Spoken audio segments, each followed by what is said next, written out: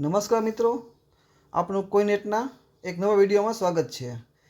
આજના વિડીયોમાં આપણે વાત કરવાની છે 2 પૈસાના સિક્કા વિશે, જે 1969માં બનાવવામાં આવ્યો હતો। જાણીશું આ સિક્કામાંથી કયો સિક્કો વધુ કિંમતી છે। ચાલો વિડીયો શરૂ કરીએ। આ સિક્કાઓ 1969માં બનાવવામાં આવ્યા હતા। આ સિક્કાઓ એલ્યુમિનિયમ અને મેગ્નેશિયમ ધાતુમાં મિક્સ ધાતુમાં બનાવવામાં આવ્યા હતા। આ સિક્કાનું વજન 1 ગ્રામ છે। આ સિક્કાનો વ્યાસ 20 mm હોય છે। આ થઈ ગઈ સિક્કાની નોર્મલ ડિટેલ્સ।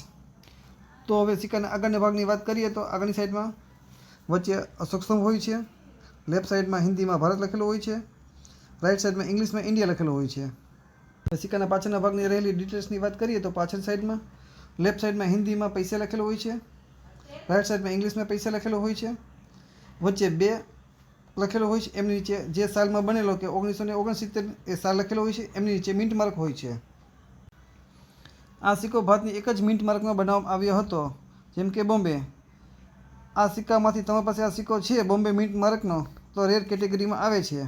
તો આ સિક્કાની કિંમત ₹100 થી લઈને ₹2000 સુધી મળી શકે છે।